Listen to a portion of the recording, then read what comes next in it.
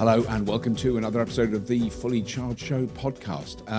Tyres, that's what we're talking about in this episode. Really, really important topic. I knew it was kind of important before I did this podcast, but I now think it's much more important. I have learnt a lot, and I think you will too. It's a really interesting podcast. Just think about it for a minute, because I've never thought about it really, not seriously, certainly not before I knew anything about electric cars. For decades, I'd buy tyres and I'd drive cars, and then the tyres wear out and you go, oh God, I've got to get new tyres for the MOT. It's going to cost a fortune. End of thought process. Total end of nothing else. Nothing else. Just the cost. Which is incredibly important. I'm not belittling the cost, but where do the tyres come from? And far, far more importantly, where does the stuff that was on the new tyres when they were new, now they're worn out, where's that gone? They wear out. End of thought. Wait a minute. When they wear out, that stuff has to go somewhere. It's like the basic laws of physics. It does not vaporize into a heavenly host of angelic forms. It stays somewhere. I don't know where. I have never seen like piles of old tyres, bits of tyre. I don't know where it goes. It gets washed away. It just goes away. Well, now we know the massive global impact of billions of tyres on billions of miles of road with billions of particulates. It's not a pretty thought. And as we learn more about the world we live in, and this is what happens when you change technologies, you realize that we really do have to change quite a lot of stuff, maybe, not just the power, the stuff that makes our machines work. Maybe we got to look at the machines. We got to look at the way our relationship with those machines works and all those things. It brings up everything. It's really annoying. I've always said this. Change your petrol car to an electric car is really annoying. Nothing to do with range or cost or hassle or anything. It's to do with the fact that you start to think about the materials world that you live in and where all those materials come from, which is why we're doing a lot of episodes about those topics on the Fully Charged Show podcast. Where does it all go, these tyres that wear out? So you're going to learn a lot about tyres, and it's really interesting. I am talking to a man called, and I'm going to say his name, Gunnlaugur Erlendsson, but we can call him G. And I'm very grateful that he allows us to call him G. Everyone calls him G. He's an amazing man. He founded ENSO Tyres, and you will be hearing a lot more about ENSO Tyres in the coming years. And the whole idea of ENSO Tyres is to develop tyres specifically for electric vehicles, which allow for greater range, which allow for a longer life. They last longer than the tyres we use now. And critically importantly, at the end of their life, all the material in them can be recycled. Now, the material that is worn out when you wear out, because ENSO tyres will wear out, any tyre is going to wear out because its whole function is to create friction with the ground it's traveling on, so you're not sliding all over the road in a completely random way. And so it does wear out, but the bits of these tyres are different. And I'm not going to try and explain it. I'm going to let G do that. But please welcome on to the Fully Charged Show podcast, G. This episode of the Fully Charged podcast is brought to you by OVO's Charge Anywhere. Charge Anywhere helps you power your car wherever you are, plan your route, and pay. You'll have access to over 34,000 chargers across the UK's largest charging networks, and more than 400,000 chargers across Europe. Setup is easy. Just download the OVO Charge app, create your account, add payment details, hit the road, and start charging. There's no need to be an OVO customer either. Simply pay as you go or benefit from up to 15% off your charging with monthly boost packages. OVO's Charge Anywhere. Power your next journey with peace of mind. G, thank you very much for joining us today on the show. This topic actually came up completely unconnected with today's recording. Someone over the weekend said, well, of course, your tyres make more pollution than my diesel car. And I said, well, your diesel car has got tyres. Let's just remember that. And he actually hadn't thought that. He hadn't thought, oh, yeah, I've got tyres. But it is such I think like 10 years ago when I first, or whatever it was, 15 years ago when I first drove an electric car, I didn't think about the tyres because 5 years before that, I never thought where petrol came from. You know, it was only when you start to think these things and see changes. And so then when I went, oh yeah, of course, tires wear down. We all know that. But where does that wear down go?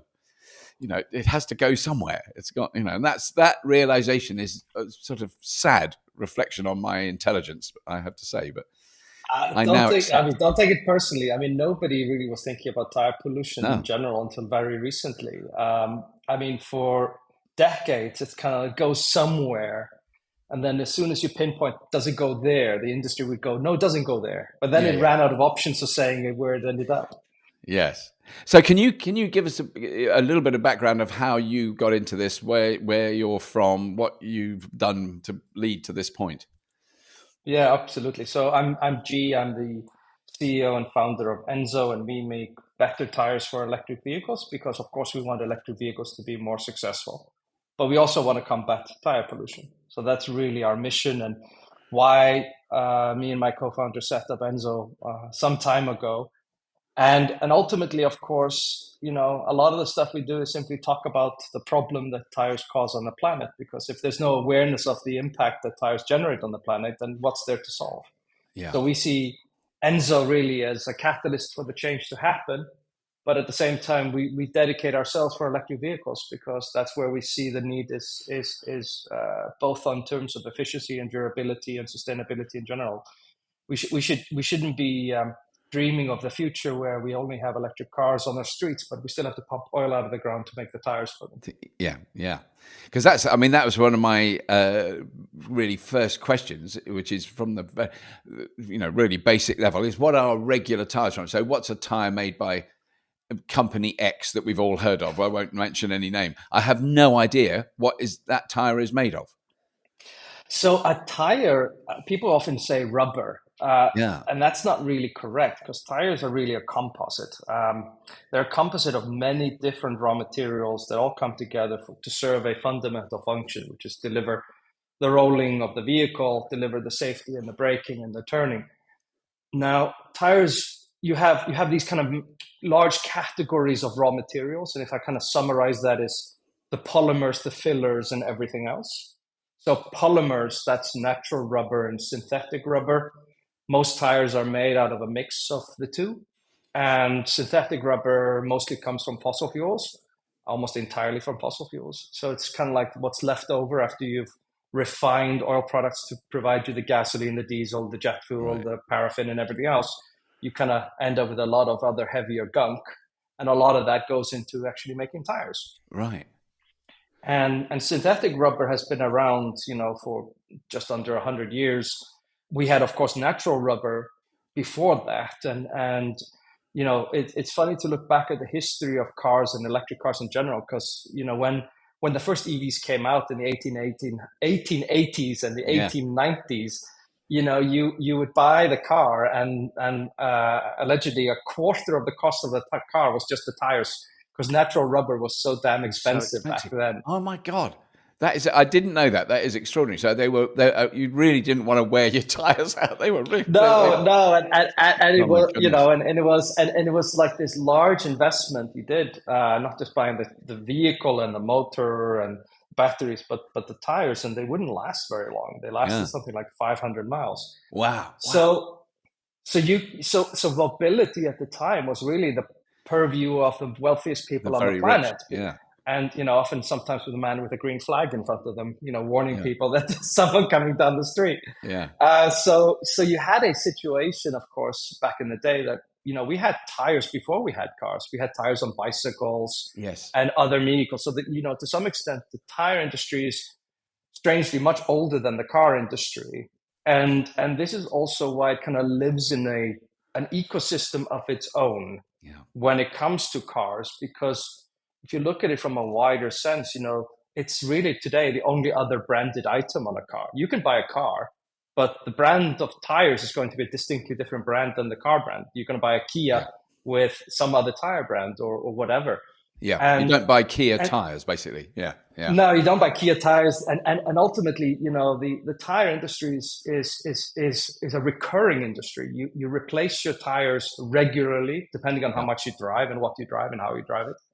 So as a result of that, the tire industry is often kind of like this cousin that, the automotive industry kind of likes to kind of say, no, we do everything but the tires. Like BYD today, for example, does simply everything with the car except the tire. Right. And Tesla does everything but the tires and the windows. So effectively now you're in a situation where, these large EV companies, this is kind of like they won't touch this product because this is still the purview of a different kind of expertise. But you have to, look at it in the historical sense and in some respect, and why did we end up here? But ultimately, that's, one of these materials, natural rubber. Then you got filler materials. This is like carbon black, silica, and a bunch of other stuff you fill with the rubber. And then you got a really complex chemistry on the other end. But the history of the tire industry is tied to, raw materials and a much longer history than the rest of the car industry. Yeah. If a very long answer for a very simple question. No, absolutely. And one of the things I made a note of, because I do remember reading about it, was the demise of the, particularly in the United States, of the city tramway system. So I don't know how many cities in America had trams, but most of them. And they were all bought by a company that was owned by Goodyear, who then destroyed all the trams immediately and introduced buses which had tires which needed constantly replacing. So brilliant bit of marketing.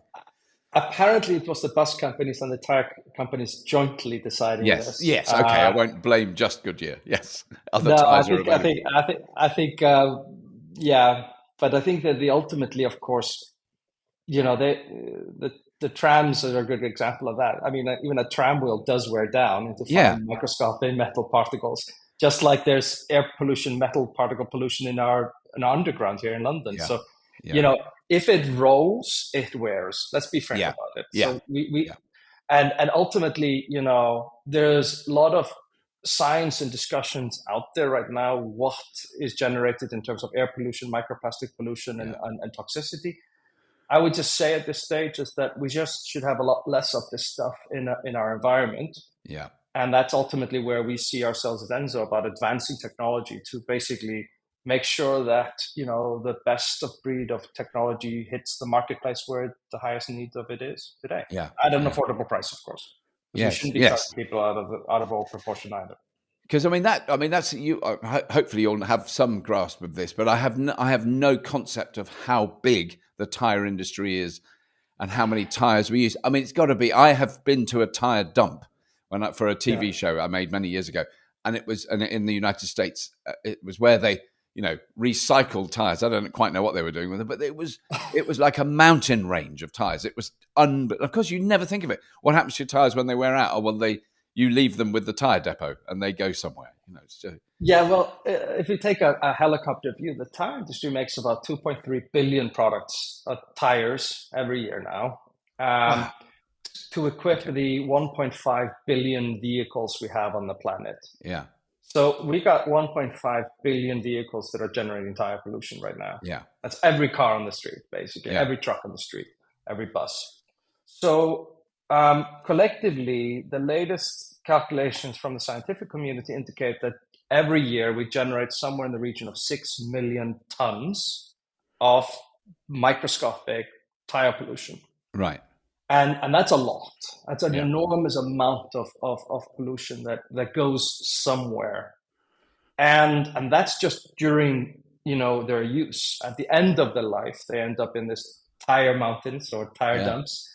And what happens to them then is also quite interesting. I won't bore you to tears about what it is, but basically it's the only industry in the world that can call it recycling by burning it. So, you and your, I love, we need to stop burning stuff. Couldn't agree more.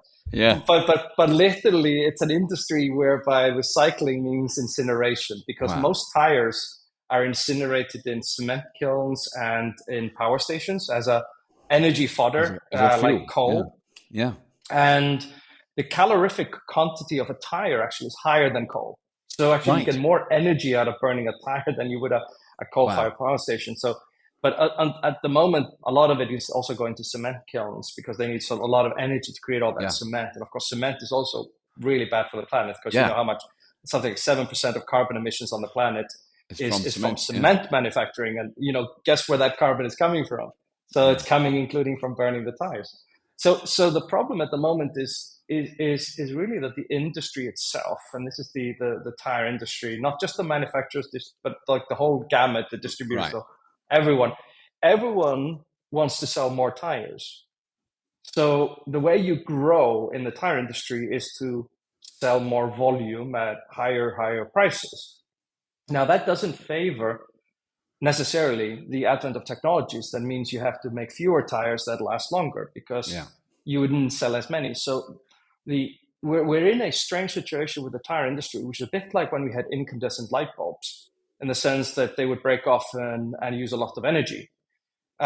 We switched to LEDs. Again, they last longer and they use less electricity. Well, that's basically what we at ENSO are doing.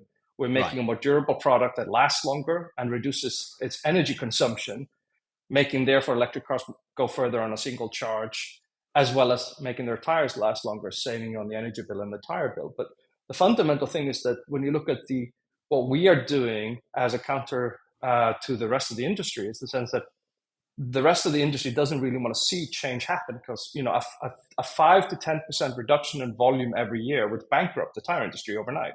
Right. Because if they would make fewer tires, they wouldn't make so much profit, and their stock prices wouldn't go up, their bonuses wouldn't happen. So you have to understand that how the tire industry is built today has more to do with its impact today rather than the technology not being available to address the problems. Right. So it's the business model of the industry that drives its impact currently rather than the technology. Technology exists to make tires a lot better. Otherwise, we wouldn't have good tires and bad tires on the market. Yes. But ultimately, it's not like everyone is doing the same technology today. But ultimately, there's no legislation to combat the problem. And this is when, we at ENSO often say we seem to be an NGO that sells tires, because half the time we're talking about the impact, and the other half we're making our customers save money every mile. And the point in that discussion, that the missing part of the discussion, is that we're an industry that sees itself at a kind of like a crossroads of how do they as an industry and us as a tire industry, how do we move forward with embracing new technologies that allow us, of course, to address the environmental impacts of tires, and they're manifold and they're complex and they're many. But ultimately, we have to take it back to the point of saying, if the industry isn't willing to change, then what do we have to do to make it happen? And this is the mission of ENSO, in the sense we said, look, let's focus on electric cars. Let's make them more successful. People keep asking us, what about the other cars? Well, say if you want to buy some tires that fit your car, go for it. You can have some. But ultimately, we see ourselves, we're not going to survive on this planet if we don't combat climate change. Yeah. If electric cars are the key to make climate change not an incredibly painful experience for everyone on the planet, then we need EVs to be more successful, more affordable, more scalable at a very short time window. And so for us, the whole business for ENSO is, how do we make sure that we can demonstrate that quickly? That's what we're all about. Right. Because I just want to go back to the burning tires thing, because I didn't know that. It's only that there was an argument a few years ago that when your electric car's done 3 years old, you'll throw the battery away. And I knew that was wrong then. I know it's even more wrong now. And it would be economically insane to do that, because even if you don't care, you just throw it away. Well, you're throwing away actual money. But surely with a tire, the material that's in that tire, even when it's worn down, there's still a lot of material in that tire that you would think could be used again. But I'm assuming that is it possible?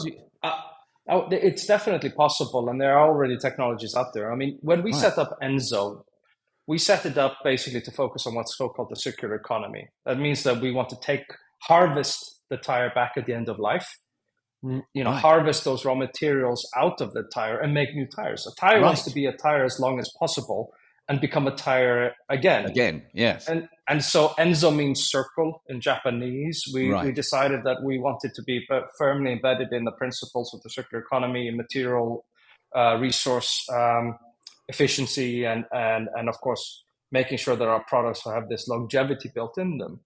And what's interesting is that's possible because we sell tires directly to customers. Because when you give them another tire, you can take the old tire back and recycle it. The problem with the rest of the tire industry is that most of the tires, they have no clue where they go. They make 2.3 billion tires on the planet, and they don't have a clue where 99% of them end up. Right. So if you are a big tire company and you want to harvest your products, you have to go into that tire mountain there and start picking out yours. Yeah. And it's kind of like this, this mentality, and it's not the fault necessarily of the tire manufacturers. They're responding to the distribution, and the distributors are kind of responding to the market demand and stuff. So there's a lot of you can't find fault or blame with any individual in this ecosystem. But when you look at it from the helicopter view and you say to yourself, how do I want to change this? Well, you have to know where your products end up so you can go and get them again. And that's where we see a strong role for ENSO in the future, because they are valuable raw materials. They can be harvested. And ultimately, again, it's whether they're bio-based, renewable, recycled, or based on fossil fuels, whatever the raw materials are, we should be using less of them, because everything we do has a carbon implication.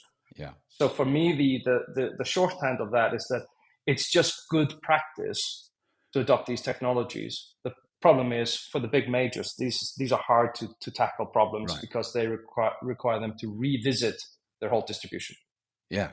And I mean, the scale up of, even if they could, a large, well-known tire company, even if they could source their own tires at end of life on a car, it's not a few thousand or even a few 100,000, it's hundreds of millions of them. So the scale of recycling that is just mind-boggling. Well, the largest tire company in the world makes something like 250,000 tires. Right. A billion, sorry, billion. Sorry, quarter of a billion. 250 million tires. Right. Out of like dozens and dozens and dozens of different factories in different places for every kind of car that's ever riding on the planet. Yeah. So the complexity level is super high. Yeah. What EVs give us, on the other hand, is a moment in time to reassess and reevaluate this industry. Because, as you know, most EVs come with like a handful of sizes. There was a chart that was once given on a Mercedes E-Class, and this is in the 90s, and you could buy a Mercedes E-Class with 34 different tire sizes, 34. And that was because everyone in the dealer would want to sell you an upgrade or this special edition, or the XEL plus whatever was the additional thing they would use for marketing purposes. But 34 different sizes on the same bloody car. Wow. Now, a Tesla today, like the Tesla 3, most of them run on one tire size. Yeah. On the planet. This is the most common car on the planet. It mostly runs on a single tire size. So suddenly you've got simplicity and much fewer SKUs different models within a vehicle, different tire sizes. And that brings a vast simplification in this industry, because suddenly you think, hang on, I don't have to make thousands and thousands and thousands of different sizes. I can just make a handful of sizes and target them really well and get enough exposure, which again gives you that critical mass that you need to make the change happen. That's how we see ENSO's role and why we target EVs, is because with a handful of sizes, we can actually enter the market and provide them at scale and grow with the industry, of course. Can you explain, is there a very big difference in the material content of an ENSO tire to a brand X? Yes. So if you're making hundreds of millions of tires, or even millions and millions of tires the old way, you kind of want to sell them in bulk. And so there are two things. A, you don't want them to last too long, and you don't want to spend much more to make them. Because you have this long distribution chain and you want to sell it. There are multiple players and everyone has to get their piece of the profit in the end. And it's more about churn. So when we design a product, we focus very much on the material science. We're basically a material science company in the tire industry. Right. So we use higher grade raw materials, very special chemistry, besides the engineering of the tire for EV performance. But within the material science, we're all about replacing fossil fuel content with bio-based, renewable, and recycled feedstocks. Right. And many of those are also performance enhancing. So some of the materials, and by the way, we still use a quantity of fossil fuels in all of Yeah. our tires. We're not able to completely make them bio-based or renewable yet, but that's our target by 2030. We've set our target to remove all fossil fuel content from our Right. tires in 6 years. And that's doable today on existing technology, but we're just not there yet, because for that to happen, we need to build our own tire factory. Sorry about that. Yes, right. So for us, it's the technology is there to switch to a non-fossil fuel content in tires while making them more energy efficient and more durable to make EVs drive further and pollute less. But ultimately, the way that we want to introduce our products into the market today is all about scale. So we are scaling on existing technology and providing new iterations on our technology on a continuous basis. Once we have our own manufacturing, we've announced that we're building a tire factory in the United States, which will produce tires for electric cars at scale. At that stage, we are able then to remove the last pieces of the fossil fuel quantity out of the tire. But ultimately, it's the way you address this market is that most of it will say, well, we can only really paint with the old paintbrushes we were given in the past and the same set of colors we were given as children. And the problem within the industry and why we are different is a bit the same as most legacy industries. This is not unique for the tire industry. Look at electric cars. Why do we have electric cars today? Well, it's because there was a couple of companies out there, Tesla in particular, but we shouldn't forget Renault, Nissan as well, and a few others. Much so. Yeah. Yeah, who set the tone and said, look, it is possible. It might be challenging, but it is possible.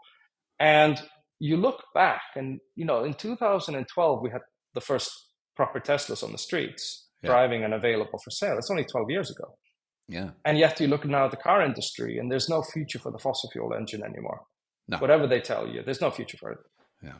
So within 12 years, a handful of companies changed completely the industry. I think that the similar thing has to happen in the tire industry.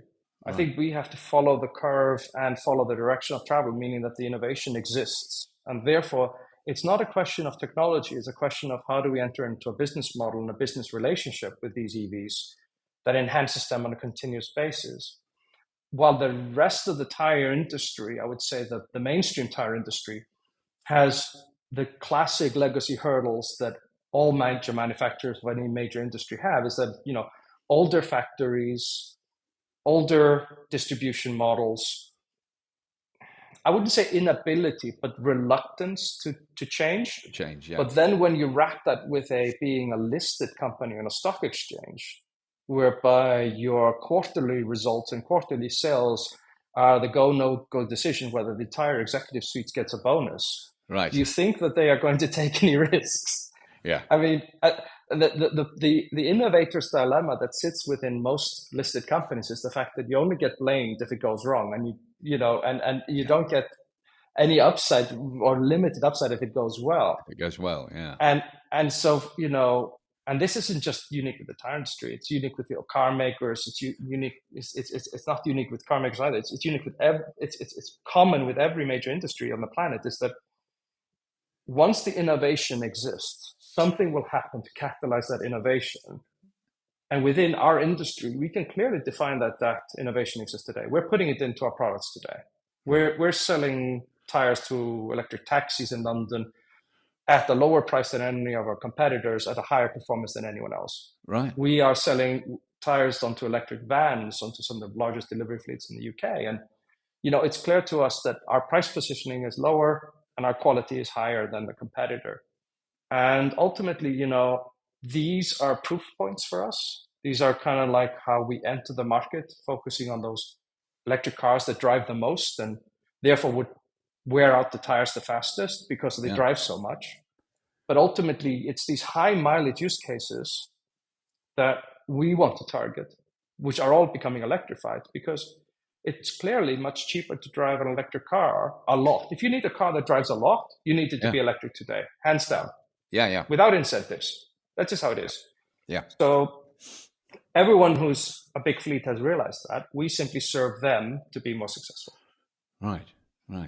Because that is the You're right. It's actually it is as much about the business model as the materials in the tire, effectively. Because if you are making a tire that literally lasts longer than a competitor's tire, that means your turnover is reduced in a sense, isn't it? I mean, by that metric. But one of the ones I was interested in is have you noticed, potential competitors? I imagine you don't necessarily see them like that, but other tire manufacturers going, oh, we should have a look at what Enso are doing, because it's a bit of a challenge. Do we need to come up with a kind of, try our EV tire? It's really good. I don't know if other manufacturers are doing that.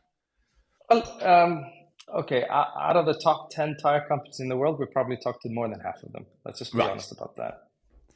They're always curious, and we've come from within the industry, so we know them already. Yeah. And we like to work with the industry. We're not trying to get us versus them. It's kind of us and we. And so if we can work with them to scale technology, that's great, because ultimately we want every tire to be lasting longer. I mean, we're not going to combat air pollution in cities, microplastic pollution in oceans, toxicity for environment, and all that waste unless we get everyone else on board. And to some extent, I would say that within the industry, there are definitely groups within this industry that have, I would say, responded in recent years quite openly and opportunistically with us on this. It's from within the industry, we're well known. From within outside the industry, I would say we're less known, because we're not widely in the market yet, but that's changing. I mean, the recent announcement we did with Uber, for example, we have now a strategic partnership with Uber to scale across the UK and the United States. That's been powered by our recent nomination by Prince William for the Earthshot Prize. Yes. So all of that gets us to get this awareness about there's a thing called tire pollution and we need to deal with it. Yeah. And that allows us to showcase our technology that starts to address the problem. But in a kind of nutshell, if I may just riff a bit, ultimately we see ourselves as like a software upgrade on your electric car. Like every time you get a new tire, it should be better than the one you got before. It should give you more range. It should last even longer, and it should be even more sustainable. Right. So when you look at what is the replacement ratio for some of these vehicles, like some delivery vans are riding 40, 50,000 miles a year. A taxi in London is about 40,000 miles a year. An average car in the UK is 12,000 miles. Yeah, nothing, is it? An average electric car is 14,000 miles, by the way. Yeah. Interesting statistics there. You've seen this probably as well. Is that I have, yeah. Once people drive electric, they drive more. They drive because more. every mile is practically free. Yeah. It's like a free bonus. Like it's so cheap for driving more that you're not burdened by the fuel costs. So once that investment is there, you want to drive more. But when you look at these high mileage use cases, they're just driving enormously. So if you imagine that a delivery van has to replace maybe its tires every 6 months or sometimes even sooner, but let's say 6 months. Wow. Yeah. That's the window where we say at ENSO, it should have an upgrade. We should be trying to upgrade the tires within that kind of time framework, not over 3 or 4 years, not like, there's a new range coming out, it's something Sportmaster XY something 5, and then 4 years later there's a 6 and a 7. That's the same upgrade timetable that car makers used to have. And it's not really surprising that tire companies replace and build these new brands on a similar cadence, because what they have done in the past is every time they've done an upgrade on technology, it's driven by the OEMs, the car makers. Right. So when, let's just say, BMW brings out a new car, at the same time you have the new version of a tire from a certain tire maker with a new number at the end. Right. And so that cadence, but that means that the technology only shifts every 3 or 4 years, even though it exists to shift a lot faster.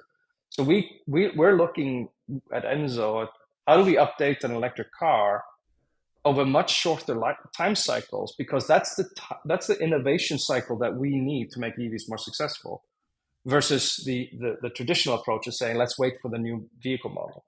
Right.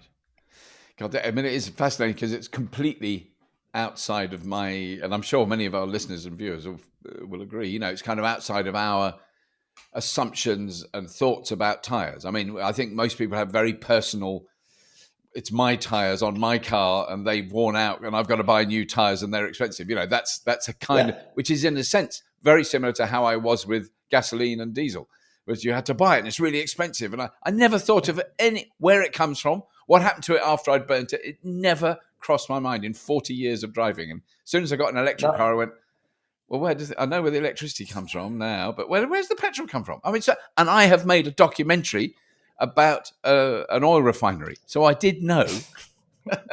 Had no excuse. Yeah, I mean, tires are black. I often say tires are black round, and you need them, and you can't get away with them. I mean, there's just no way. There's no way we could run our economies on this planet without them. It's just, you know, even planes wouldn't fly without tires. No. Yeah, landing a plane with railway wheels on tracks, that would be tough.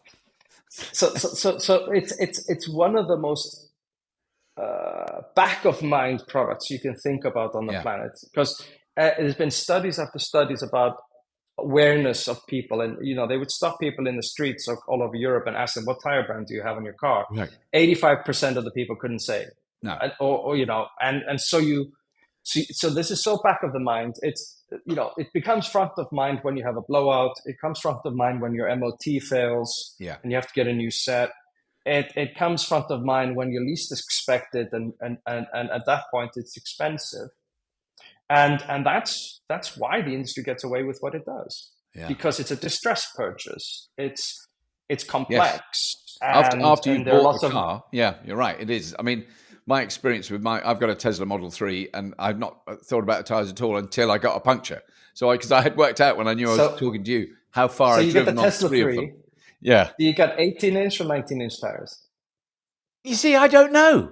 I think I would say they're 18 because I didn't order, it's a leased car. So it basically came as it was. I didn't, I'll say. Okay, so the 18-inch has more range. 18-inch has more range. Yes, it has more range. Yeah. Right. Okay, so because when you select the 19 on the website, it immediately tells you you've lost like 5% of your range by switching to those sizes. That's why everyone chooses the 18. Right. The 18 is 235/45 R18. It's never changed since they started making that car. It's the most common tire on an electric car on the planet. That's yours. Yeah. And we're gonna have some available for you early next year, so I'll send you a set. Oh, brilliant! I'm very excited about that. Yeah. So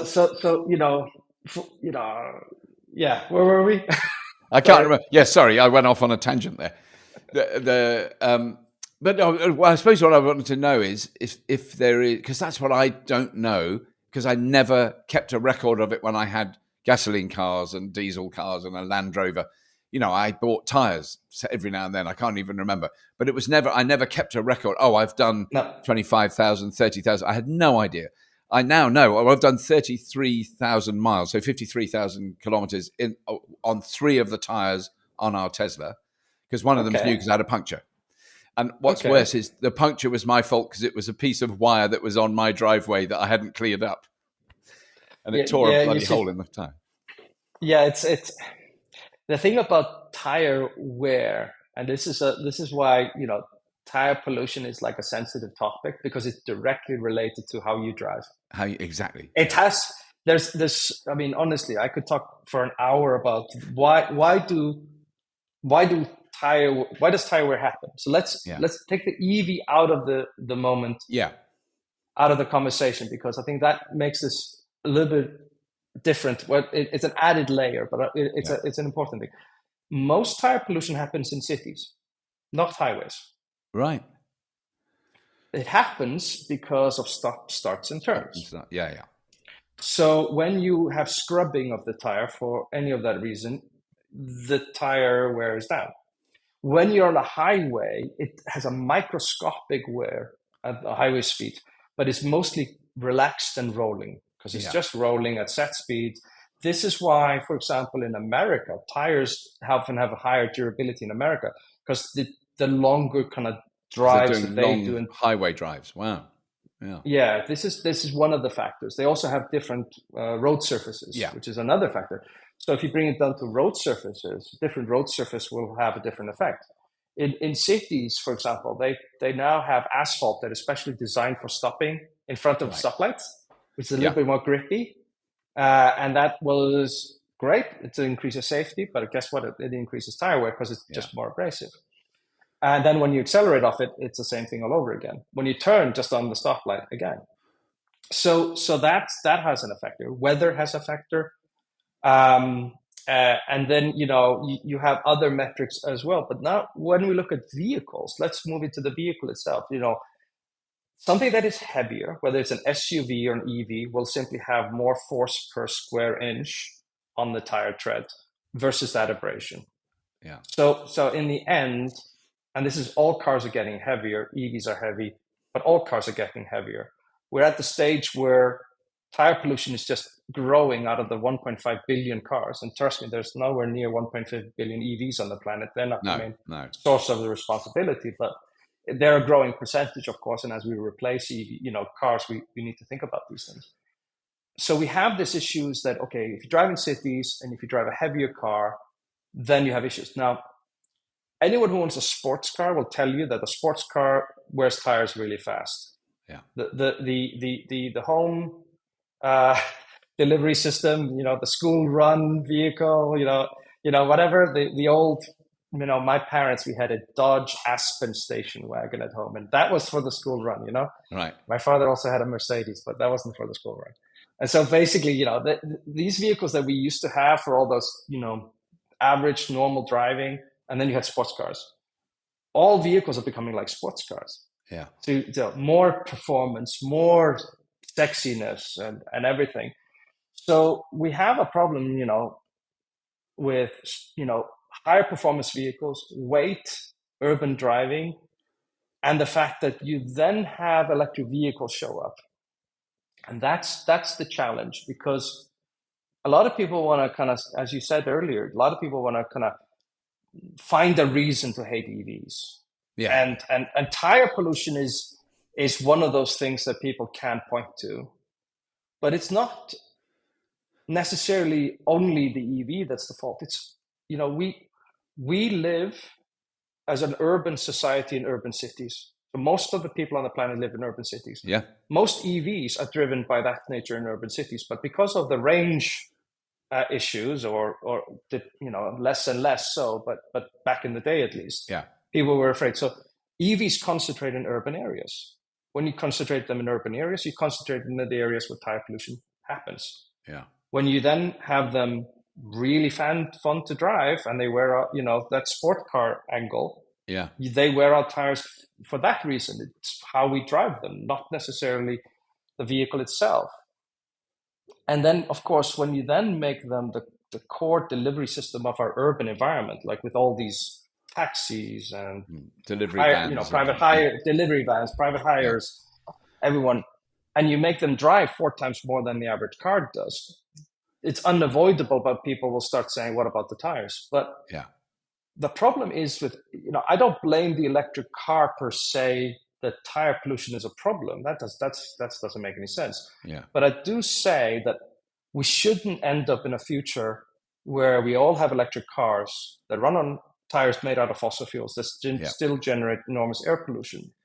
And so I think that when the conversation about tire pollution and EVs has to come together, the way that we approach it is we believe the scientists. We say, look, we believe the scientists and what our customers say. So the science, I would say, is, I would like a scientific comparison between the most popular car in America, the F-150, and the most popular EV in America, and saying which one wears tires more. Yes. Like that would be a reasonable comparison, because we know they're both very heavy.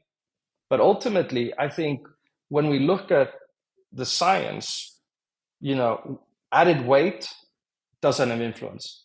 Added urban driving does have an influence. Added driving like a maniac because it's really fun does have an influence. Yeah. Where we do see ourselves coming into that, say, look, we can't change those things. What we can do is make the tire better. Yeah. I don't want to get into a long argument with people saying EVs do this or they don't do that. Yeah. I'm only here to say that the science exists to make tires a lot better, and we could deliver it today. Yeah. And ultimately, that's how we tackle the problem.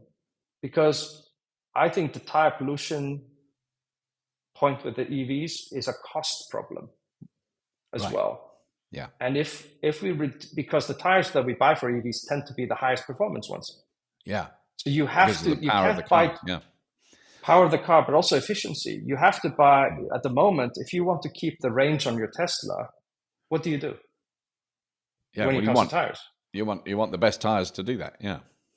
You go back to Tesla and you spend a fortune buying those tires from Tesla because it's, in America, for example, it's the only way you can maintain the range of that electric car because you have no idea what else is out there.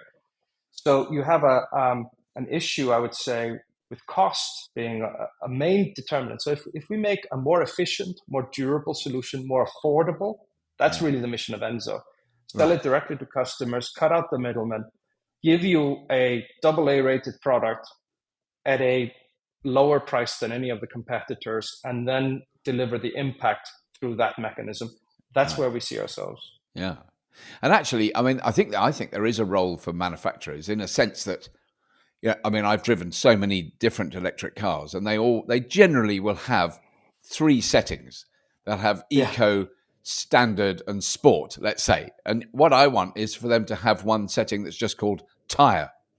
And it's got nothing to do with anything else. The heating's on, your seat's comfortable, the steering wheel's heated, but when you put your foot hard down, it goes, just gently accelerates. You can barely sense it, so that there's the minimum amount of wear on a tire would be really, I mean, I'm sure technically that it's not the only solution. Possible. It's possible, but if, I just want to make sure I can still accelerate if a truck is about to hit me. That's true. Yeah, you want to be able to flip it off and just floor it and get out of the way. Yes. There has to be. I would say that you still could floor it, but it's a good point because. Well, it's just, I think, to raise people's awareness of it, because we're all, absolutely guilty of not thinking about it and not considering it until we have to buy a tire. There was no health warning when you bought an electric car that said, by the way, this thing weighs more, drives like a sports car, and if you drive it in cities like a maniac, you will have an implication on your tires. Yeah. And, that awareness piece, that the confluence of the weight, the torque, the urban driving, and the sport car that we love about EVs all has an implication. You can drive an electric car like a grandmother and barely make any tire pollution. That's what I do. That's possible. and honestly, that's what we recommend. I mean, honestly, I wanted to put the tagline, we sell the slowest tires on the planet. But my branding people said that wasn't a good selling point. Yeah. But ultimately, I think that the way that the way that we approach the market is that, the awareness piece is key, because JD Power, for example, in America did this survey, and they said that, people's perception of tire wear is all over the map. Yeah. I mean, let's be frank about it. People think that tires wear a lot longer than they actually do because they drive them like crazy. But they said that the average assumption of an EV driver in America was 40,000 miles, 40. Right. And the reality when they measured it was 13. Well, that was 3 times faster than people's idea about it. But people's idea about it was so out of whack with what the data actually was. It's, people who owned some of the early Teslas, they had a lot of issues with tire wear. That had nothing to do with the tire. Well, it had something to do with the tire. It had to do with the suspensions of the earlier Teslas. That was then fixed. People who drive electric vans, for example, right now in the UK, it's a huge difference in tire wear whether the vehicle's front or rear wheel driven. Huge. Right. So you can imagine that if you have a front wheel driven heavy electric van that has to do all the turns, stop and start, and also the propulsion, it's going to wear a lot faster than on the rears that do nothing but roll. Yeah. And then when you flip it around, you put the propulsion on the back of the car, the numbers literally flip around, but not as dramatically though. Right. So you have all these things, and nobody really thinks about it because there's no incentive of the tire industry, to be frank about it, to try to address these problems. Yes. Yeah. Yeah. Because if I give you a way how to reduce your tires from wearing down by driving more carefully, consider acceleration and sharp turns and etc. I sell fewer tires. Yeah. So you don't see public awareness videos being made by the big tire companies to say, this is how you reduce this problem. I mean, Yeah. there is almost no talk about tire pollution from the tire industry because No. they're too busy trying to avoid, litigation or Yes. having filled our air with, toxic microplastic particles. But then if you think So about it, one of the most popular like video things, and I'm going to mention Top Gear because they did it, but the amount of footage of cars drifting, of cars going sideways on old airfields. What are you doing to the tires there? You will be wearing down a brand new set of tires in 25 minutes, and they're ruined. I mean, it's no one ever mentions that. They go, look at it's drifting. Oh, I'm so skilled. I mean, the smoke and the smell when you do that is mind-boggling. I've been. It's just an air pollution hazard. I mean, Yeah. that's an air pollution hazard. And everyone's loving it. I mean, people used to also love the smell of jet fuel in the morning, but Yes. honestly, yeah. I think the thing with Tyre. Just want to leave you with this thought is that the technology exists to tackle this, but there's almost no awareness that there's a problem to be tackled, and very little incentive for the industry to do so. Right. And one of the reasons for that is that, Tiregate hasn't happened ever. Yes. Because there's no law being broken. Like Dieselgate, we had fuel emission standards and they were breaking these laws. But you can make a fairly crappy tire that wears out really quickly and pollutes the environment enormously and not get penalized for it. No one does anything. Yeah. And, and this is the problem with an industry that, Chris Whitty was recently in Parliament talking about air pollution and talked specifically about tires as being one of these massive unregulated areas that why are we allowing, low quality production, particularly to be sold where it generates substantially more pollution than the good tires that are out in the market already today. Right. So I would say there's a lack of regulation to start to tackle the problem, but you don't get regulation until you have awareness, and there is no awareness. Yeah. Well, in a sense, you're doing that because, in fact, it was entirely your brand and the stuff you were talking about that made me, when you first started, made me actually go, oh, yeah, I know they've got a point. The tires, yes. I mean, I'd never, I'm definitely a guilty member of the public that never thought about it before. And I think what we've been discussing today, everyone who hears this is going to get in their car or on their bicycle and go, oh, yeah, the tires. I don't know, yeah. You don't have to panic. It's not. Let's be clear. Is that we always say keep calm and keep breathing and the technology exists to start to tackle this. Yeah. But ultimately, I would say the awareness piece is key. There's no regulation to discuss. Yeah. And that really kind of comes to the final point. What is going to change this industry is the fact that on one hand, tires for electric cars, when they are made and sold, are more profitable than iPhones.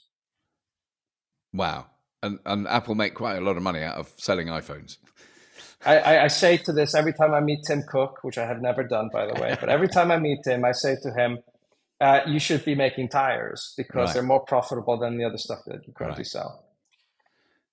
In an industry that's this profitable at the moment, and this is for electric cars, not all tires, but for particularly these high-performance tires that are sold to electric cars, there's a lot of profit to be made. That means two things. There's opportunity to invest more in raw materials and better technologies, and there's an opportunity to charge customers less. Right. So that for us is our mission at ENSO, in the sense that because there's an opportunity and the innovation exists, there are ways for us to get that across. So, we started with taxis, we're on vans, we're about to have the Tesla tires available in the field. You're the first person to know about that, by the way. Very good. No, I'm very excited. So you can keep that as an exclusive. And you can be my first customer in the UK. I would love it. Yeah.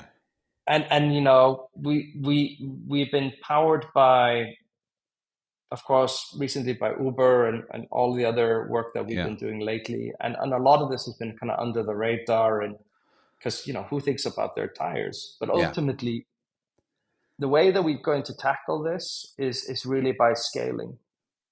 For us to, it's nice to have electric cars, but you and I agree that we need them everywhere. Yeah. And Absolutely. and it's the edge cases where there are many instances now where an electric car just wins over performance, cost, everything. Yeah. It's those edge cases that we have to really start focusing on, like Yeah. those areas where electric car may not have quite the range or maybe a little bit too expensive. That's where we come in.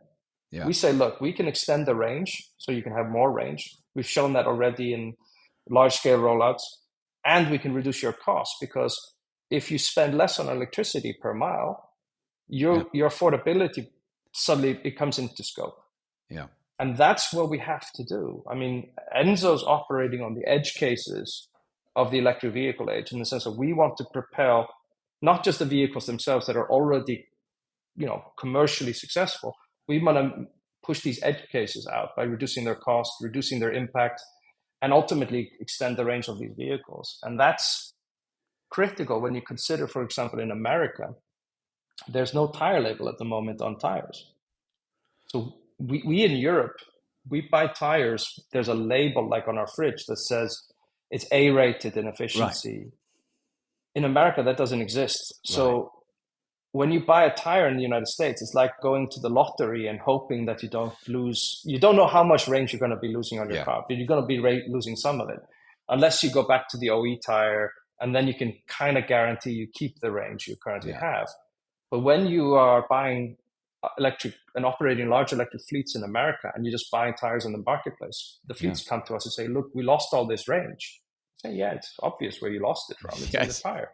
Yeah. You just bought something that is akin to buying a pair of cinder blocks and driving on them. Yeah.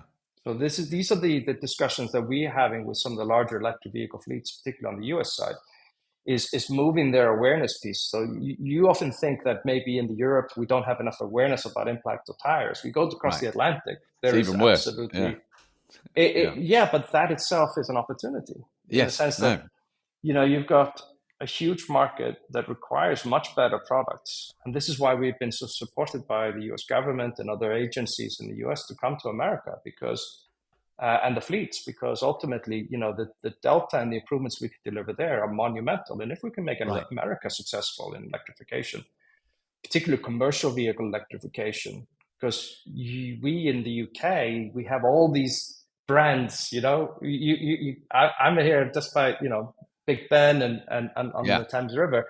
I step onto Westminster Bridge Road.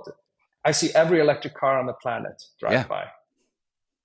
And vans, taxis, Ubers, Teslas, everything else in between. And of course now increasingly the Chinese manufacturers, which are building great cars. Yeah.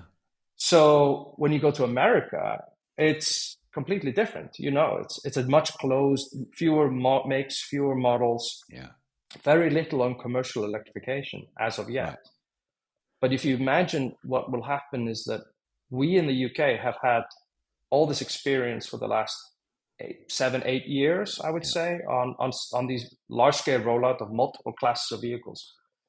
That's now going to happen in scale in America. So our job, yours, mine, is to take all the lessons and everything we've learned so far and bring it there.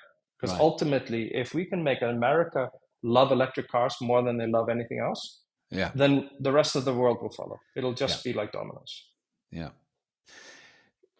Jay, it's amazing talking to you. We're going to have to do this again. We're going to have to discuss anytime. Well, when I get to buy my tires, I'm really looking forward to that next year. But it's a fascinating topic that we have. I defend us by saying we've mentioned it on the show, but we really never got into any detail like we have today with you, and that's been amazing. Thank you so much for your time. It's really good. So all the links to what you're working on, we'll put in the show notes for this episode. Perfect. So people can find out more. But I mean, it is a fascinating journey you're on, and absolutely, all the luck you can possibly have. I wish you well with it. It's such a, it's a very, very important topic. And I think the last thing I want to say is, I think it's come about, what you're doing has come about because of electric cars, in a sense. That's what's opened that door, and you go, oh, hang on a minute, because they still run on tires. you could argue that many aspects of an electric car are really different. The relationship you have with it, how you charge it, where the fuel is, all those things are very different. But the tyres essentially are exactly the same, and that's an issue that needs addressing. And technology already exists to make those electric cars Yeah. better, more range, reduce the tire wear, switch to more sustainable materials. But ultimately, the innovation already exists. And it's our responsibility to make that happen. I mean, as well as the wider carbon agenda. Everything we do, even breathing, generates carbon emissions. Yeah. So it's fundamental that we have to start to tackle that. And we love you guys. So thank you so much for this opportunity. Really looking forward to showing you the Tesla tires when they become available. Yes. And we'll take it from there. Brilliant stuff. Thank you so much, Dee. I really hope you enjoyed that. I thought it was fascinating. What an amazing conversation. What an amazing prospect to actually have tyres that are very, very specifically made for electric vehicles. I know there's some tyres that are marketed for electric vehicles, but electric vehicle obviously can use any tyre. And I've heard lots of people say, oh, I've got to have special tyres from electric. No, you don't. You can use any old tyres. It's just how good they are and how they allow for more efficiency. That's a debate to have there. That's all. Please tell your mates to tune into the old Fully Charged Show podcast. Been going a long time now. We are doing extremely well. The audience is always growing, which is very encouraging. Do check out our webpage, which is at fullycharged.show, because we're doing lots of events around the world, particularly next year. And please subscribe if you haven't already. And other than that, I'll completely shut up now. But as always, if you have been, thank you for listening and watching.